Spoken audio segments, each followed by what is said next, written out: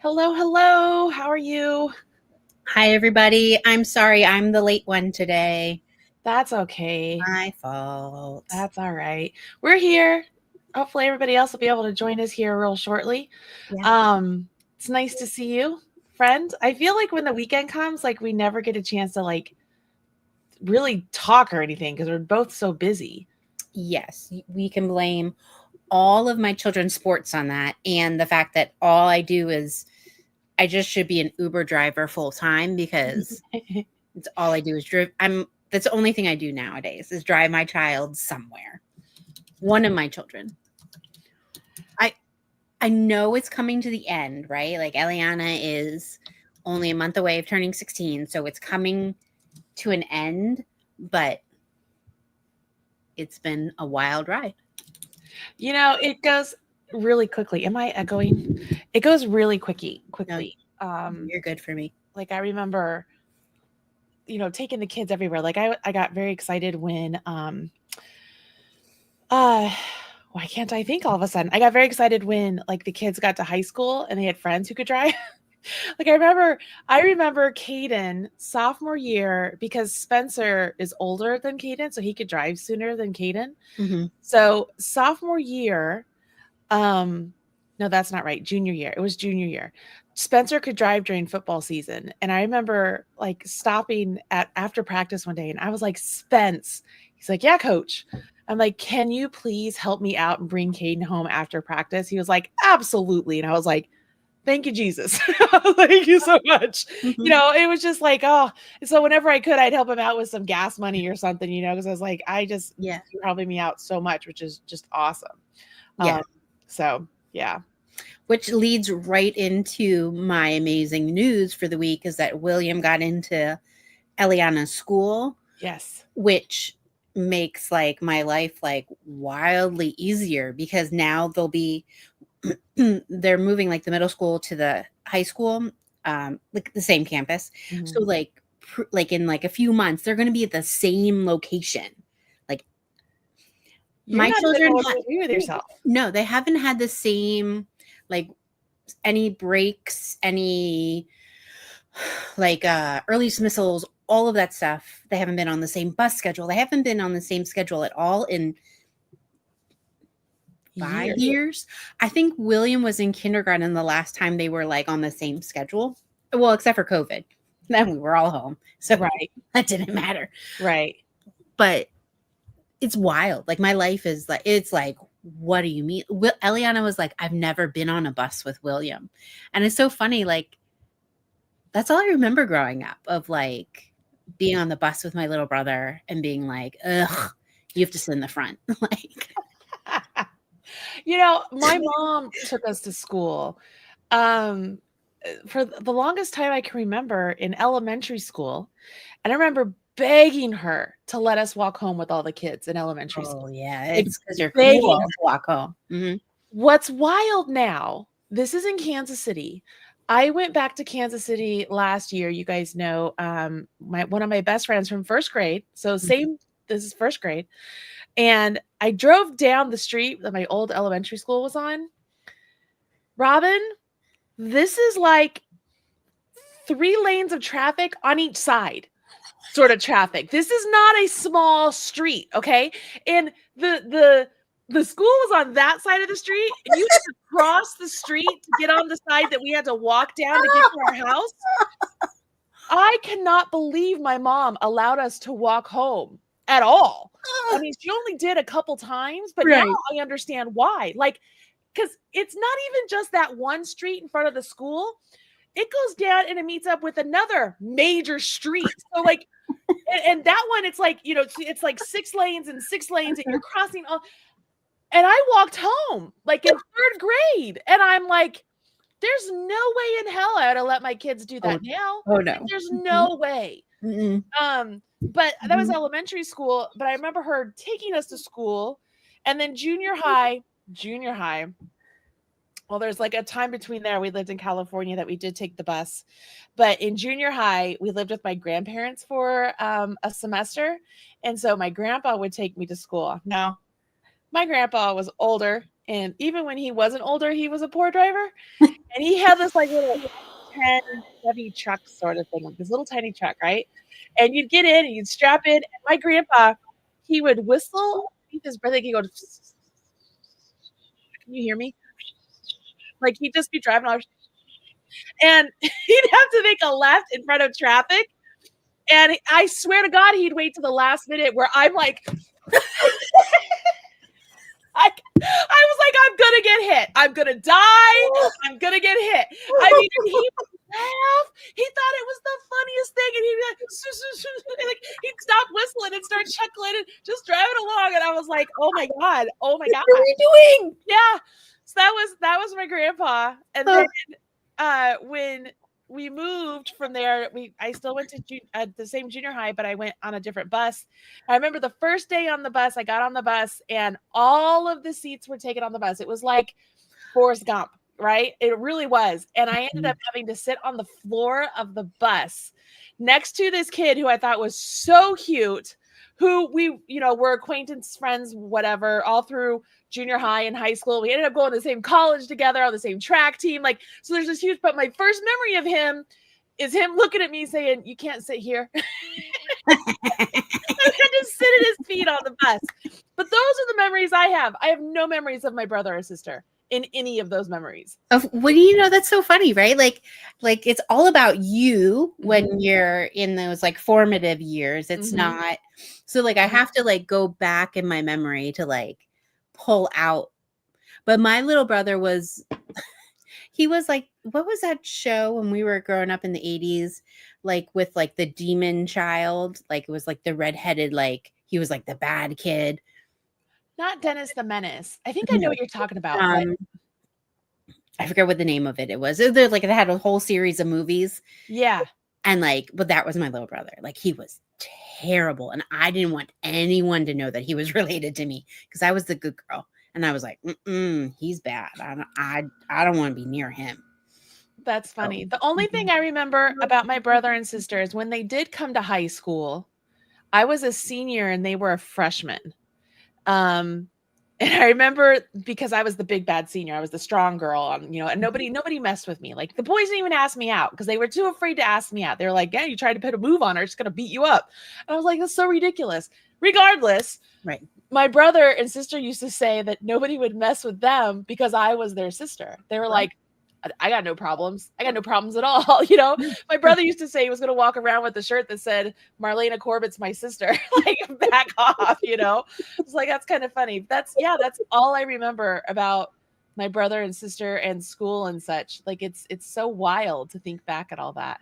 It is funny. And so it's funny to like, think of my kids going through like the next phase of it.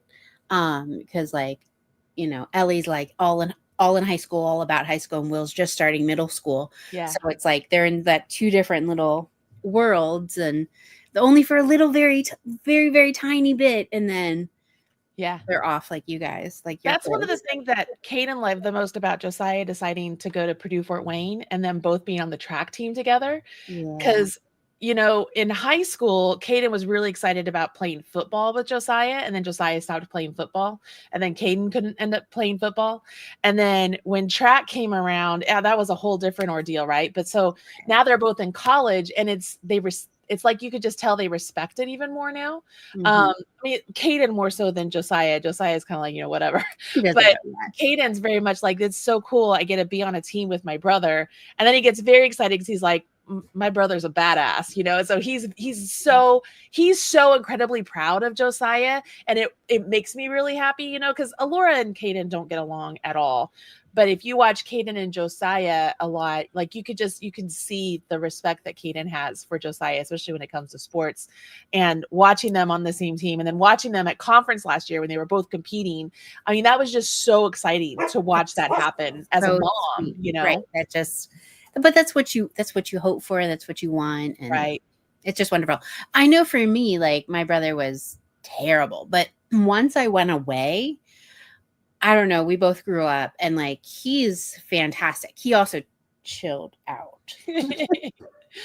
Yeah. And is like an amazing human. But it is funny because like when you live under the same roof, it's a very different relationship. Oh yeah, absolutely. Mhm. It absolutely is. Yeah. So, but it's nice now. Like all of the boys can drive. Alora still can't drive. It's by choice. She chooses not to drive, which is fine. It's her prerogative. But yeah, I remember all of that, which is funny because John, when all the kids got done with school and sports, as far as in this high school Yeah. he thought for sure we'd have more time. And then as a track coach, I'm still obligated, I guess, to, I still have all these time constraints on me because I'm still going to all the sports.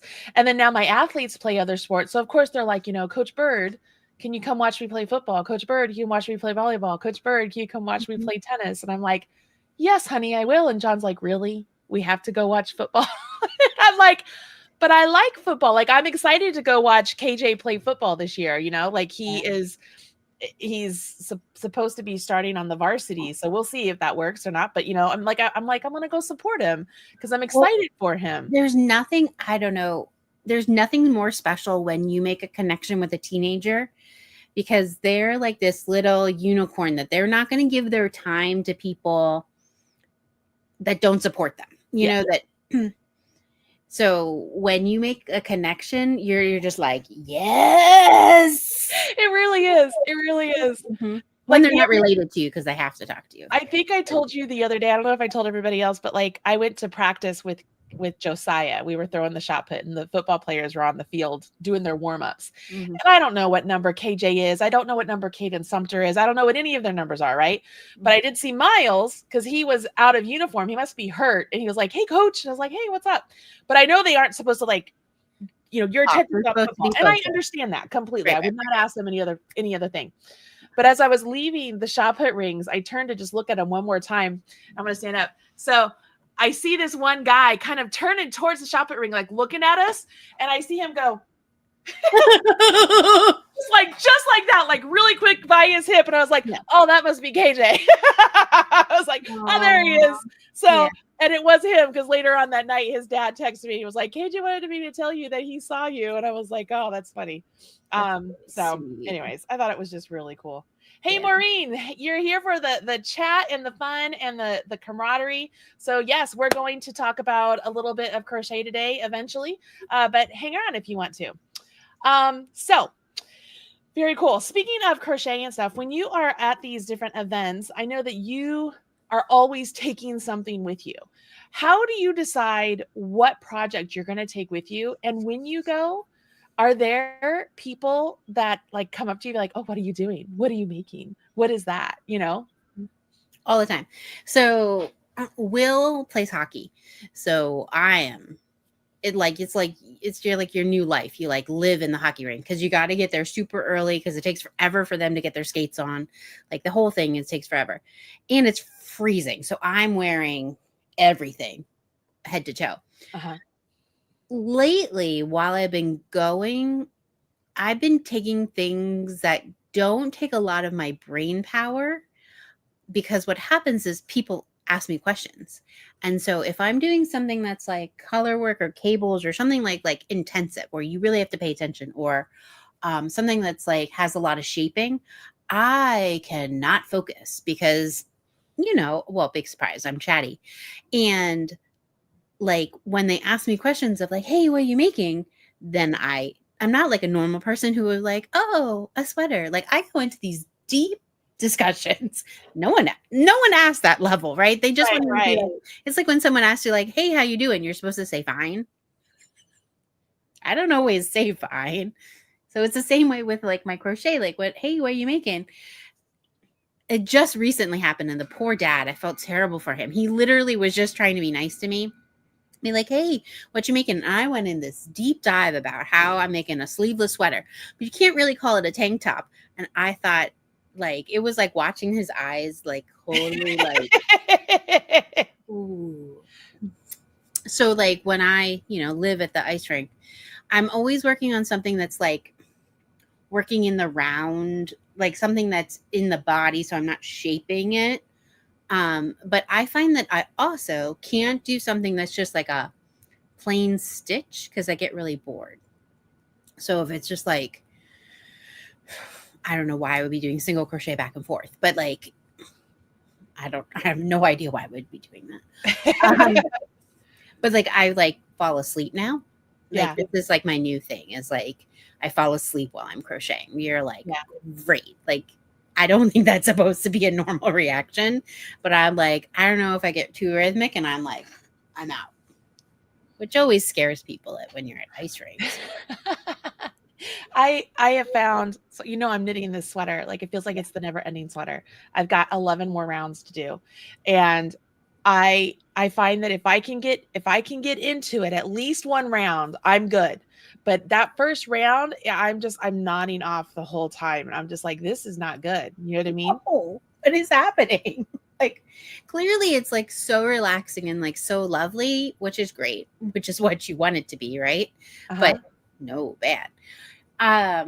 My other go-to is motifs. I take motifs everywhere because they're small and compact and it's really easy. Plus, because something new is happening on each round, it keeps my brain Uh-huh. chugging along. I don't bring motif projects that you have to join as you go. Mm-hmm. If I have that, I will stop the round before and like then join them all. When I join as I go, I like to have it out on my table, not because I need to be, but because I'm so goal oriented. I really like to check off on my like layout. Do I go? I have to have a layout nearby. Yeah. But like I'll like to like cross off. I'm like, oh, I got this one done. So I like to see it because then it makes me like go faster. But if I'm on the go, it's either like something boring in the round or motifs. That's definitely go to for me. Aren't you usually like a hat lady? I You am. always seem to have a hat going. Hat or socks. It depends. And it's usually always knitting. I very rarely have crochet with me. Which is odd to me. I feel like I have to think more with crochet and knitting. I just knit. Like it's just mindless for me. But crochet, I feel like I have to think a lot more. And I find that my tension gets way too tight in crochet if I'm not paying attention. So I really have to focus a lot. Which is funny. It's the opposite for other people. Like it's the opposite way. They get real tight in knitting, and I don't. Like knitting it puts me in some sort of a Zen state or something. I don't know. Like I really do just get really comfortable with it completely.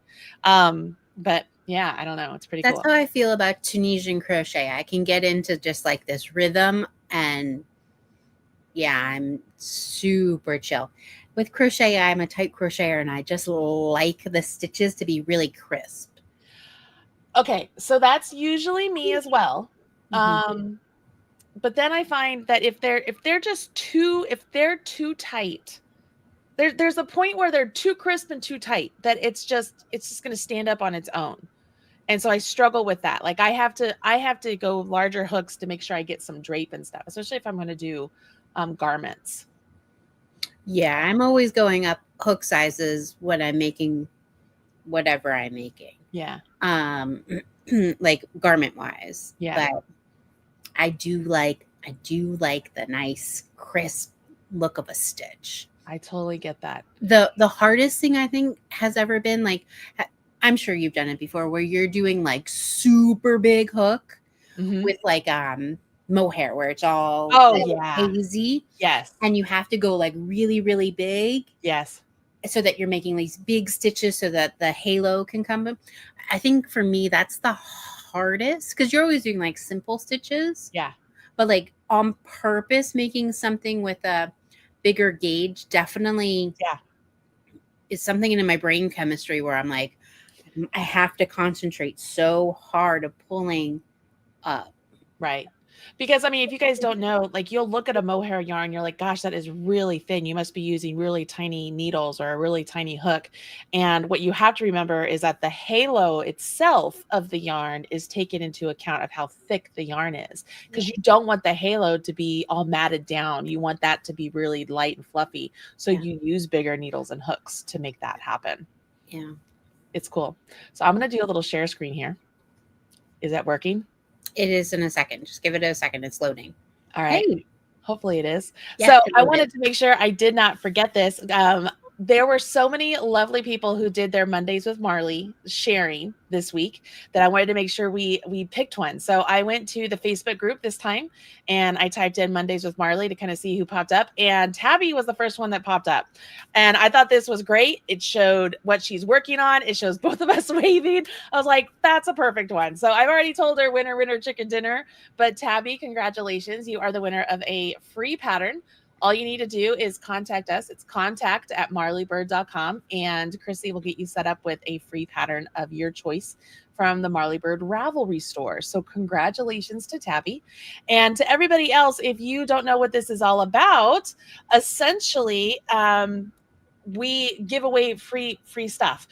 We give away a free pattern. If you will post on social media, either on Instagram or on Facebook, that you are watching Mondays with Marley and use hashtag Mondays with Marley, we go and search either Facebook or Instagram, and we could, I mean, you could post it today and you're not the winner picked for like 2 weeks or 2 months. Like we pick all over the place. So you definitely want to share that. But if you guys are ready, we're going to give our big high five, smile, whatever that you guys can take your picture of. And bonus points if you share it with a project you're working on. Okay. So I'm going to share my project while we're doing it because I'm just like, I need to finish this. Yay. Here we are. Smile. Okay. Snap your picture. There you go. That's it. Okay. I'm so ready to be done with that project. So originally, Robin and I were talking to ourselves. We're talking about what we were going to teach today for a little lunch and learn. And at first I was going to do some duplicate stitch because I have to do duplicate stitch on this sweater. And I just can't bring myself to do it. I don't want to do it. So I changed up everything. As she was off getting the kids, I'm like, you know what? We're going to do how to read crochet stitch diagrams because I know there are so many people who want to do that better. It is something that we include on every single pattern that we possibly can. It's something we're very passionate about. We feel like it really helps people with the whole process of reading patterns. We try and give a visual, we give the video, we give the diagram, we give the written instructions, we give as much information as we possibly can to try and enable as many people as possible to succeed in what they're doing. And for me, crochet diagrams, it was like the matrix became unlocked when Robin first told me about them. I had no idea what they were until her Blueprint Crochet book came out. And I'm like, what is this? And the minute she explained them to me when I took a class with her it was my first or my second TNNA, I can't remember. And she was explaining how stitch diagrams work and how she pieces things together when it comes to like motifs and stuff and how stitch diagrams can help her do like the minute she was teaching all this, I was sitting in the class with Ellen Gormley. I'll never forget. It's the first time I met her and the first time I met you. And it was like, it literally just felt like it was all these little things. And then all of a sudden it was like, I understood what was happening. Like I felt it happen in that time. So I thought, okay, if you guys missed it, there's a short that Josiah did this weekend, or a reel, where he tried on a bunch of different clothes. And a lot of people were talking how much they like the knit version of this pattern. And I just feel like this one doesn't get enough love. The You Are Valued crochet cocoon is is one of my favorite pieces ever. And I don't know if it's the color, I don't know what it is, but I don't feel like it gets nearly as much love as the green knit version. And so I'm like, okay, let's go ahead and teach how to read the chart on this and kind of give some ideas or examples of, reading charts. I can jump in and talk about how I teach different things too, if we want to. But then this particular pattern, actually all of my patterns on Etsy are 50% off this month. Nice. So I gave the Etsy link for this because you can get this pattern for 50% off. Yes, it's free on my website, but it's always nice to have the ad-free PDF, right? At 50% off, that's a steal. So it's available on Ravelry, it's available on a Shopify, but if you go to Etsy, it's 50% off. So that just makes sense to me. But anyways, that's what I want to do. Robin, do you need me to send you the page? Well, what I thought is if you can bring up the page and then if we can have both of them together, like I can have my hands going. Okay. And if you can bring up the page so that we can see both at the same time. Okay. So let me come up here and do another screen share. And we can go back and forth. Like we can talk. Should I do a screen share or how should I do this? If I do a screen share and eliminate myself, will that eliminate my screen also? No, but it'll make me little. Okay, yeah, that's what I don't want you to be. That's little. Okay. Let's go back and forth. But can you give everybody? It's a free pattern too, right? It's a free pattern. Okay. And give everybody. But like the stitch diagram is only in the. I think so. I'm going to go confirm that. Give me just a second, and I will. We can give everybody the link. Just a second. All right. So Marley's going to do the background of the pattern. Let's talk about the pattern first. So the screen, see if that works. See if what works. If it makes you bigger.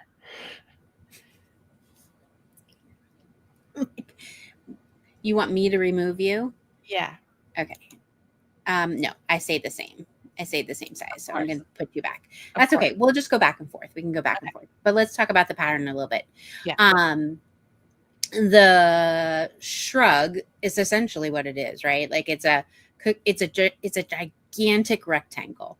So if you're thinking like a shrug from like the 90s or early 2000s where like they're kind of like these skinny tubes, like this is like much wider. So it goes almost your whole wingspan, and then it's like the whole length of your back is how tall it is. So I lied. This is not a free pattern. This one was a paid pattern only. Oh, nice. Well, then you guys are getting the inside scoop a bunch of stuff today. All right, keep going. Sweet. And this guy is worked lengthwise. So you're working the whole wingspan and working up. And it's all the same stitch pattern going up. Then what happens is you fold it like a tube, seam it, and then what like you can see on Marley, that is the ribbing. So then you're going to work around it to put the ribbing on, and then you'll put some ribbing on your sleeves. So let's make you big one more second so then we can like see it real quick, and then we can hop into the stitch diagram. Okay, so you're going to have to do it because I have you on my teleprompter so that I'm looking at you and I can't see any of the controls. Sure. Great. This is sorry. This is gonna definitely work out for us. Let's see. Nope, that's not what I want. Well, that's kind of big. That's what I want. Okay. Yes. Okay. So Marley, can you stand up and show us what we just talked through? So this is my collar. Yeah. And I'll come around so you can see it comes all the way around. And then you have to let your camera, it just takes a second. Okay. So that's where we said it was seamed. And then very slowly turn to your back again, then just wait because your camera is I'll turn the light on too. That will help. That's okay. Okay. So this is where I was talking about, like you do the whole wingspan, arm to arm, and then you are growing it up your back, up the back.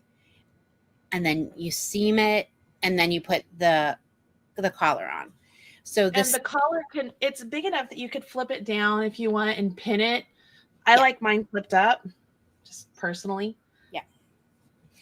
If anybody's looking for like a garment to make that does not have seaming, this is like your good like stepping stone for you. Yeah. Because you can work on your gauge, you can work on yarn management, you can work on all of the things that you need to know in a garment, but it's a rectangle. If you have made a blanket, you can make this. Yeah, I mean, because you're making a blanket and then you're adding ribbing. That's right. really, And you can do you're this. gonna wear it, and Yeah. it's called a cocoon because it snuggles you in. Okay, so Mhm. now I'm gonna go back to wherever. To get you back to sharing. Is this the one I want? I like that I'm gonna. Ooh, I don't know what I did, but that's fine. That's fine. It's good enough. It's fine. It's all good. Okay. So the main body is made up of that stitch diagram that you see above. The way you read a stitch diagram is you start at the bottom and you work up. And you're going to go back and forth, just like you're crocheting. So you read it from the bottom, starting at the bottom, and you work your way up. Mm-hmm. Now, what I like to do is before I like dig in, I like to look at the symbols key and kind of do a little like check in on myself of like, do I know what all of those stitches are? Like, obviously a chain, I'm assuming we all here know what a chain is, but do I understand what a back loop is or a front loop? Do I have any idea what a FSC is? So that when I look at my written pattern, I can like, it's like a fast tracking of like when I'm reading through, because I mean, let's be honest, we all kind of skip through the abbreviations and the special stitches because they're boring, and who wants to read through that stuff before you get started? You just want to get started. Or the notes. But this will kind of fast track me. I'll be like, oh, I know how to do a double crochet. I know what a single crochet is, so that when I get to the symbol I don't know, then I can be like, oh, I'll go read about it.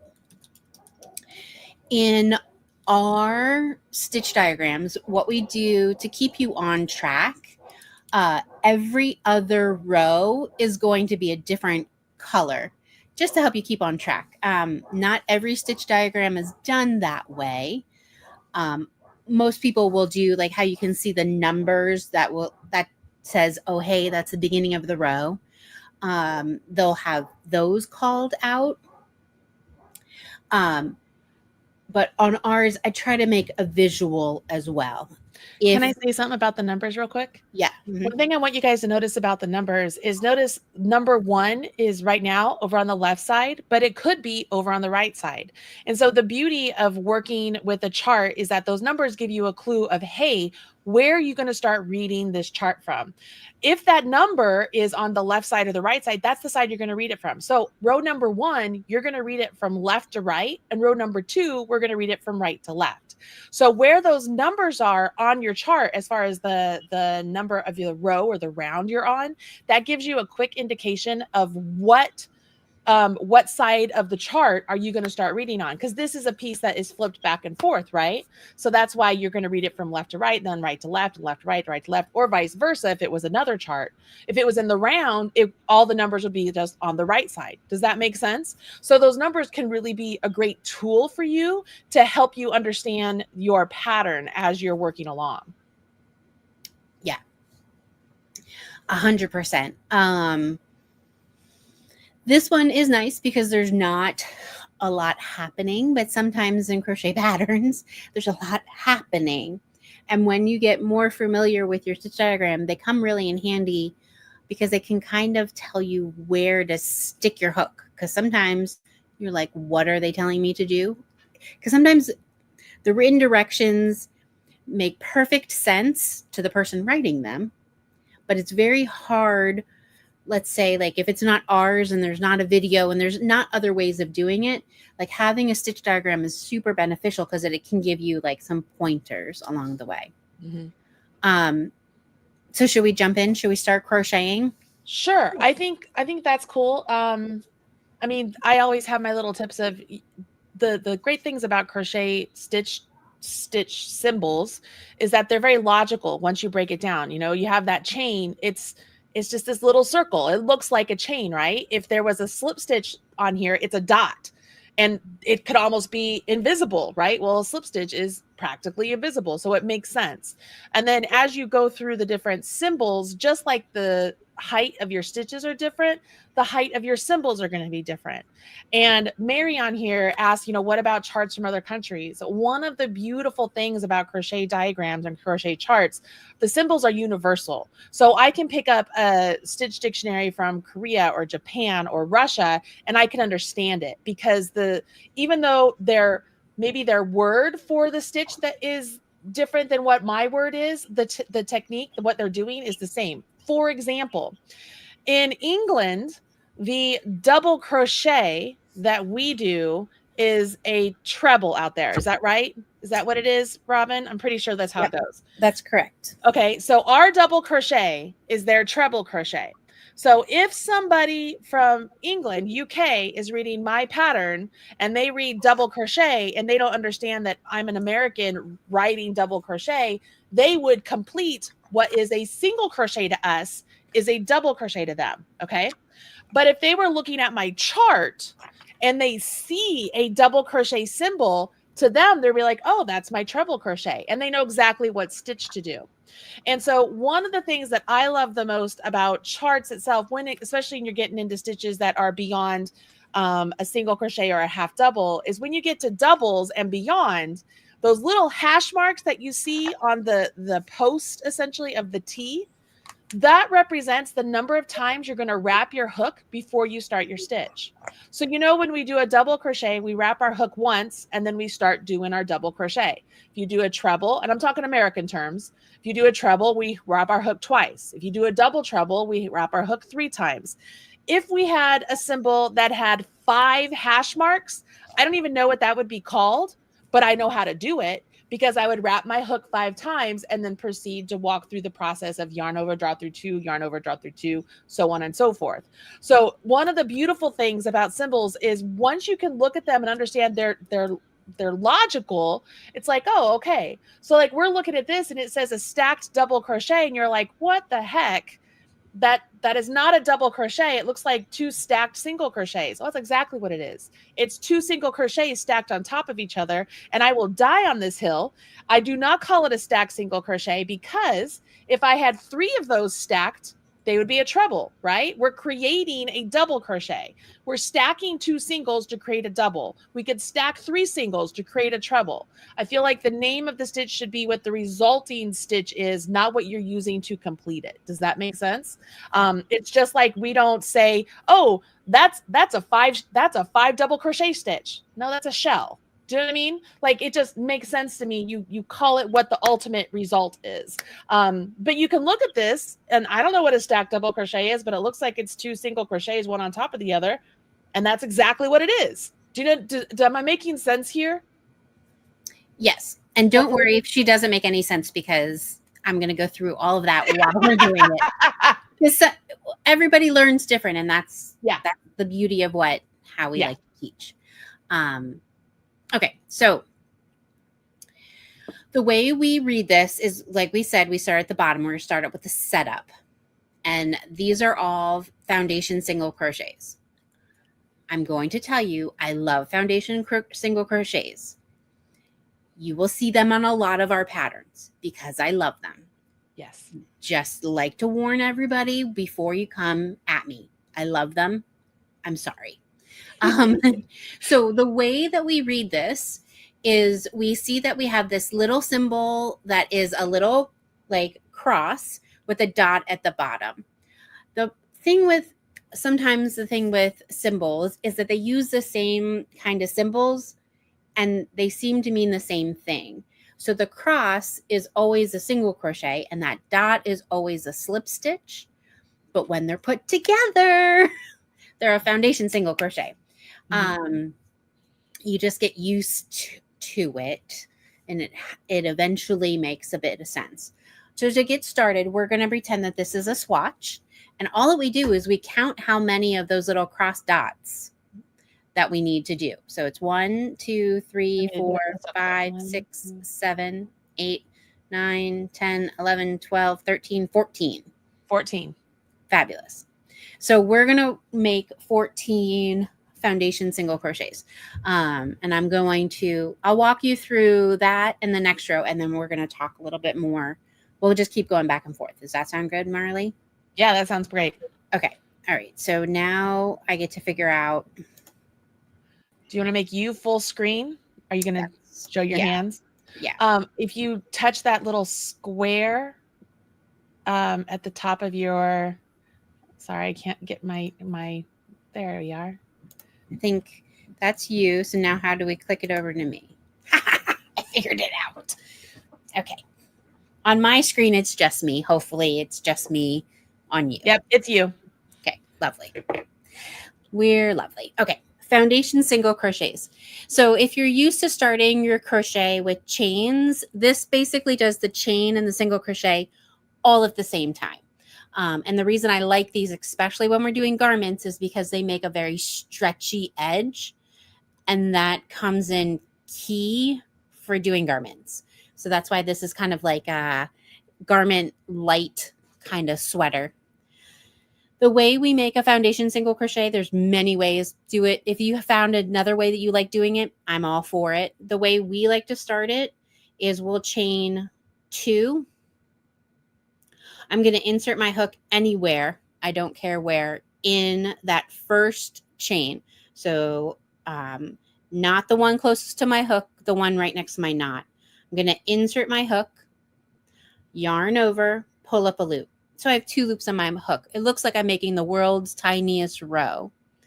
Then to make the foundation single crochet, all you're going to do is you're going to yarn over and pull through just 1 loop. So that 1 loop, if I bring it up close, made a chain. And then I still have 2 loops on my hook. I'm going to yarn over, pull through 2. When I did that, it made the single crochet. So it made a chain and single crochet all into one. Now, what we like to tell people if it's their very first time doing it is that you want to put a stitch marker as soon as you make that chain, because then it makes it easier to tell where you're going to insert your hook each time coming forward. So when I make the next one, I'll show you. To make all of the rest of them, so it's always in crochet, the first stitch is always different than all of the rest. Just it's our cross to bear. What you're going to do is insert your hook at the base of the stitch. So the top of your stitch is next to your hook. The base of your stitch is far away from your hook. You're going to insert your hook into the base of the stitch. Yarn over, pull up a loop. Now we're going to do the same thing we did before. We're going to yarn over, pull through 1, and this is where you'll want to put your stitch marker, so then you'll know where the base is for the next one.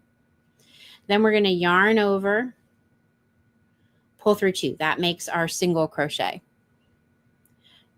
If we're counting, if you look at the top, we have 2 stitches made. We need to do 12 more.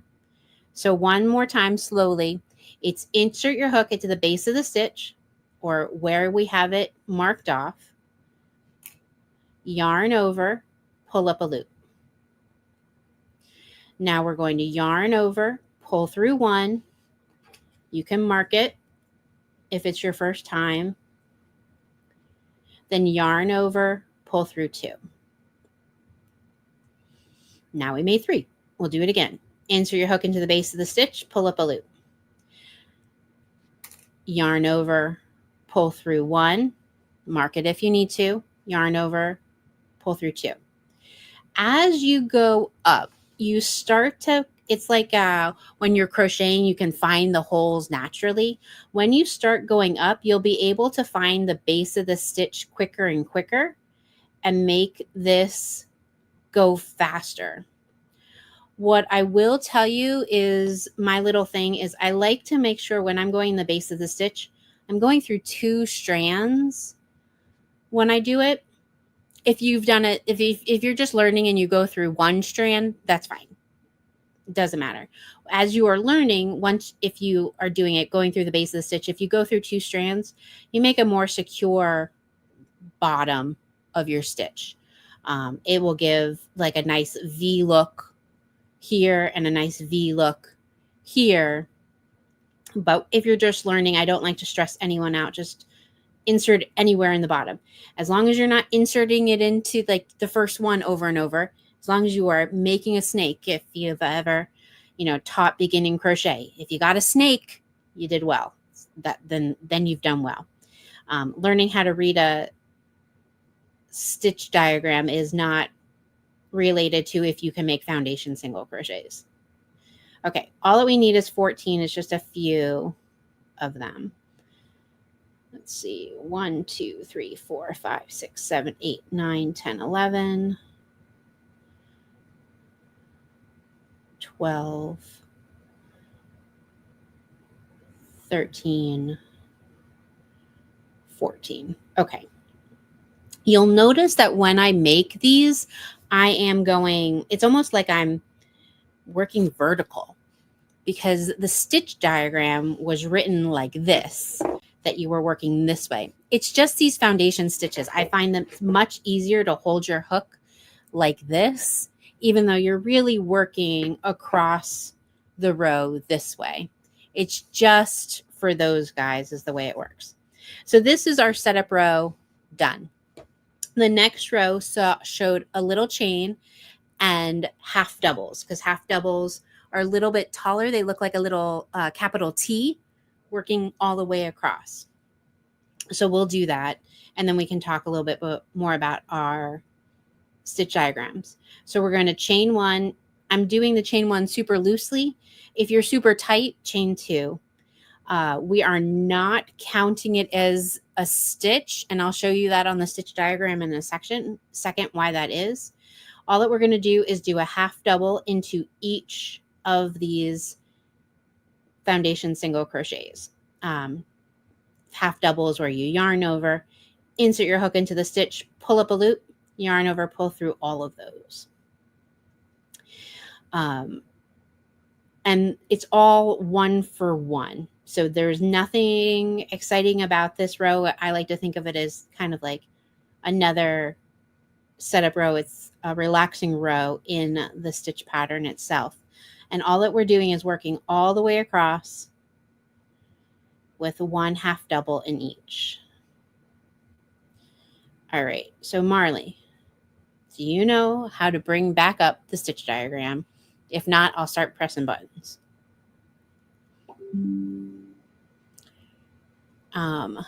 Yes, I had to unmute myself. Hold on a second.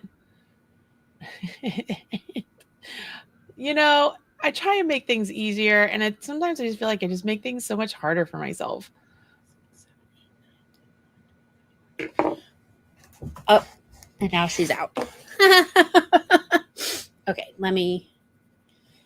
we all do this. We're too funny.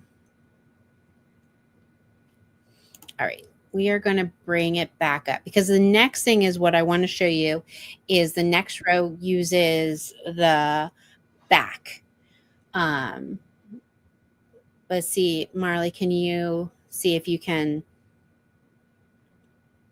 reshare? Nice. Awesome. Fabulous. All right. So oh, Marley, look at you. Pressing all those buttons. I like it. Let's stay here. I don't know what you pressed, but I like it. Don't you guys like it? I like it. She's not muted, so she's making fun of me, but yeah. All right. When I was starting that row 1, I did a chain, and I said that the chain didn't count. When your chains count, they would be in line. Like that chain is sitting over here, and you have your first half double here. So that means that this is not counting as anything. If you ever see it where they are stacked on top of each other, right in line with it, then that means that those turning chains count as a stitch. It's kind of the nice little like gimmick, as it were, that you can see where they are. All right, so moving on to row 2. What you'll see is you have your turning chain to start. Well, first you see row 2, and you have a turning chain. Then it shows you a little cross with a frowny face. What happens with when we're trying to talk about front loop and back loop of stitches, we either have a frowny face or a smile. And that's trying to describe you're going to be working in the loop that's, further from you or the loop that's closest to you. It's a convention that you see all over. They're always the same. So like the frowny or the smile, it would be the same no matter what kind of stitch diagram you're looking at. Those don't change. Obviously, we know, because we do a ton of single crochets, the chain 1 doesn't ever count as a stitch. But at least here it shows again, yes, it does not count as a stitch, because if it was a stitch, it'd be right in line. So this row is, again, easy row for us, right? This is just telling us to do single crochet in the back loop only. Perfect. So we can do that. So we are going to chain 1. So when it talks about back loop and front loop, the back loop is the loop that's furthest from you. The front loop is the loop that's closest to you. It's always how it is. Whether you're looking at the right side of your work or you're the wrong side of your work, it's always the one that's closest to you is front, the one that's furthest from you is back, no matter what side of your work you're on. And all that we're going to do is do a single crochet into the back loop of each of these stitches. So let's just insert your hook, pull up a loop, yarn over, pull through 2. Insert your hook into the back loop and pull through 2. Now what's fun is pairing these with the half doubles, because half doubles, when they're on the wrong side, has this very, very strong line from your yarn over. So when you do it, it leaves these 2 loops close together. This loop is your yarn over, or if you're used to, like, we also call it a middle bar when we're working in it. And this is your front loop, and they give this really nice look. It'll almost look like you have slip stitched all the way across your work, but you haven't, because it gives it this lovely stretch. Like if we were actually to slip stitch all the way across, we wouldn't ever be able to have the stretch that we need for the garment. All right. Next row. Next row is row 3. This is where you can get a bigger idea of what we have to do in stitch diagrams. So at the start of row 3, this is where Marley was talking about the stacked double crochet. We here at Marley Bird love stacked double crochets. You're going to see them in lots of our work. If you have some reason that you hate them, you can just substitute a chain 3 for them. But we really like to encourage everyone to try them. But that's why they look like 2 single crochets stacked on each other. So let me show you why. Because essentially, when you do a stacked double crochet, it's like you're doing 2 single crochets stacked on each other. So I'll get into the rest of the row in a second, but let's just at least break this down for a minute. So we're going to turn our work, no chains. 1, there's no chains because there's no change on that stitch diagram. The stitch diagram would tell you if there's ever had to be a chain, but there's no chains. And then second, the stitch diagram, if you were like reading the pattern, will tell you don't chain in big letters. What you're going to do is insert your hook into the very first stitch, yarn over and pull up a loop. It's like doing a single crochet, but you forgot to do the chain. Then you're going to yarn over, pull through 2. What you do next is you're going to insert your hook in between these 2 vertical lines that was made. Basically, this vertical line is your free loop that was on your hook. And then this vertical line is what you pulled up. You insert your hook between the two of them, yarn over, pull up a loop. And look, that looks exactly like doing a single crochet. So you yarn over, pull through two. That made a stitch that's tall enough to be a double crochet, but it's really two single crochets kind of stacked on top of each other to get you higher, higher, higher. Like Marley was mentioned before, if you put another one on top, that could be a treble. Another one on top of that would be a double treble. They're really fun little stitches to kind of get you started. And they make a really nice crisp line when you're working to make going back and forth, because sometimes our turning chains can be kind of loosey-goosey. All right. Now we're into the parts of stitch diagrams that I love the most. So this stitch pattern, we have 2 double crochets every other stitch. So first off, what Marley was talking about before is when you get a taller stitches, anything taller than a double, so double and above, you'll see that there is a T with a little hash mark. That hash mark tells you how many times you yarn over before you insert your hook. It's exactly what Marley was saying earlier, is that these are like super helpful when you're doing really, really tall stitches. Let me bring in one of my favorite. This is a Japanese stitch diagram. So let me find you guys a really big one so that you can easily tell.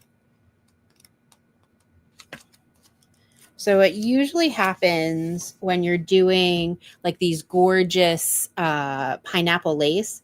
It's like right on the edges here.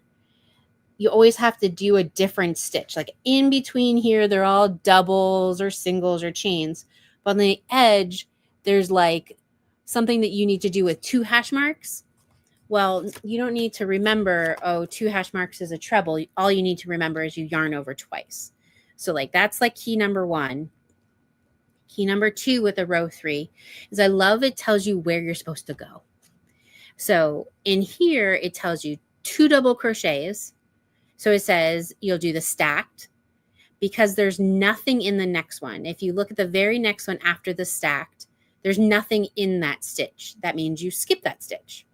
And in the next one, you have 2 double crochets pointing to that stitch. So it's telling you, put both of them in there. Sometimes it's hard when you're reading, like, did they want me to skip this one? Did they want me to skip that one? So it's nice to have this map that's like, yeah. This is what the written directions mean. So if we do it, so if you look on the stitch diagram, we have that, you look at, we're in row 3, we have the stacked, that's the 2 single crochets that look like they're on top of each other. The very next stitch has nothing in it, so we skip it. In the very next stitch, it has 2 double crochets. So we yarn over, insert our hook into the next stitch, pull up a loop, yarn over, pull through 2, yarn over, pull through 2. And then we do it again. Yarn over, insert your hook into the next stitch, pull up a loop, yarn over, pull through 2, pull through 2. We look at the next single crochet and it says there's nothing in it. So we skip this one and we repeat again. So this is where the diagrams make the most sense for Marley and I. It is keeping you on track of what you're supposed to be doing and where you're supposed to be doing it. And when it comes to unusual stitches like the stacked double crochet, 1, it gives you a key of like, oh, hey, I need to read that. And 2, it gives you a key of what it should look like. So you can see on the diagram that like, oh, those stitches should be tall. They should be the same height as what I'm doing here. If it was shorter, it would look shorter as you're crocheting it as well. They just give you a roadmap of what you should be doing. So I'm down to the last 3 stitches. It shows me I do 2 double crochets, I skip, and then I do 2 double crochets in this one. And then in the very last one, I do just one double crochet. And then I turn. The next row, we got the stacked, and it's the same. Like I won't do too much. But the one nice thing here is I find that whenever I describe to somebody, I want you to put 2 double crochets between the double crochets, it gets super confusing of do you mean like it's like almost like this made a V? Do you mean between the V or between the two groups of V's? But you can see in our diagram that our diagram is pointing that these V's, like the 2 double crochets that make a V look, would stack. They're not offset. They stack on top of each other. So if I was doing this, it shows me I'm going to do a stacked double crochet because I'm looking at row 4. I see the number 4 and I see what looks like 2 crosses on top of each other. Then next, it's showing 2 double crochets and it's pointing in between. If it was pointing to this stitch, they would land on that stitch. If it was pointing in this stitch, it would land. They're not trying to trick you. They're saying, yes, if you're reading, the directions, I want you to go in between those two and go in here. So again, it is using this to be your roadmap. That's like the biggest thing of like these would stack on each other. So you use it as a visual and you read whatever the written is. You do it together. So the last thing I just want to show you real quick is I have a ton of Ukrainian stitch diagrams. I know it's hard to see because they're super complex, but they're also using the exact same symbols. It's hard to see because they're itty bitty, but it's the same no matter, if you're talking Russian, Ukrainian, Japanese, Chinese, Korean, they're all the same. So that's a big crash course in symbols. There's so many more. What am I going to say? Like, there's so much more cool stuff you can do with it. And it gets really fun. So, right? That's what your pattern is. You're absolutely right. So can you hold it up so we can see that the stitch pattern is the same so everyone can see?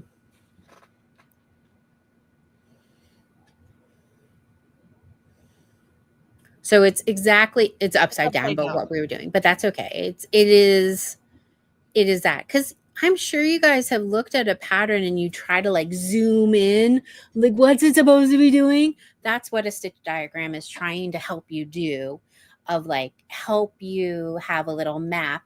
And so like you can use multiple things, use the photo, use the indirections, and use the stitch diagram. Yeah. Don't worry. We're going to say it again because we're kind of a bit evangelical about it, because I find it can help everyone, even people who hate charts, hate maps, hate all those things. There will come a time where you're like, I needed this for this reason. Mm-hmm. So hopefully some of you are like, yeah, I might use it. That's all I hope for in life. You know what I think is, well, one of the things that I found the most is that when knitters are introduced to charts, they understand crochet better. Oh, yeah. Yep. Because it's not just a bunch of words. Oh, those bunch of words, man. Those words are the worst. Yeah. They're so hard. Yeah. Knitting charts are great because they build on each other. They're always stacked in columns because you're always, I mean, obviously if you're doing lace or something, but even then they tell you which way you're angling. Uh-huh. And I find that like crochet, you can get to be that loving with them of the charts in the same way. Yeah. I agree. Yeah. So hopefully this was good for everybody and you enjoyed a little bit of a lunch and learn today. And you'll come back for more. So just a quick reminder right now, I have the aromatherapy knit sock workshop at 50% off with the keyword sock. I've put a link in the chat. Let me see if I could do it again. That's not what I want. I will grab the link with the coupon code already attached to it again. If you have been wanting to learn to make socks and they've been scaring you and you just don't know what to do and you kind of want your hand held a little bit, I'm there to help you out. That's exactly what this whole course is. You get not only the sock yarn pattern, but you get a wash away pattern you can start on, and it's really comprehensive and so much more than what you will find on YouTube, and everything is in one place, and it's just fantastic. So if you are a part of that and you guys are interested in giving some testimonials, I would love to have some testimonials. Otherwise, go check it out, you guys. Like it's a great course. Buy Crafty workshop, the Crafty Champions workshop. This is the last week it will be on sale. So I just wanted to let you guys know that also. In case you were thinking to yourself, oh, I'll just wait and I'll get it later on. Like I'm going to take it off sale on Friday. So I'll put that link in here too, but it is 50% off and you get 2 patterns. You get the shawl pattern for the knit and the shawl pattern for the crochet. But those are the 2 big things happening over here. This or that is still going on. I'm still designing some things. So I haven't decided what's up with that one yet, but that is coming. So don't think it's not, because it is. Yep. All right, that's it. That's all I have. Do you have anything else? No. I love this color. This is a new shirt. I love this color. It looks great. Thanks. Mm-hmm. It's a great color. Yeah. It's good. Yeah. Okay. Well, that's it from us, everybody. We will see you next Monday. Oh my gosh. Yeah. We're like halfway through August. Whew, that's crazy. That's all right. A weird statement, but good. Right. See you later. Bye.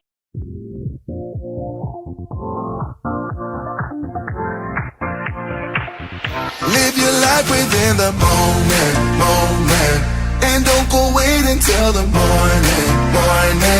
You never know when it is over. All that I know is we'll get older. So let us dance this night away.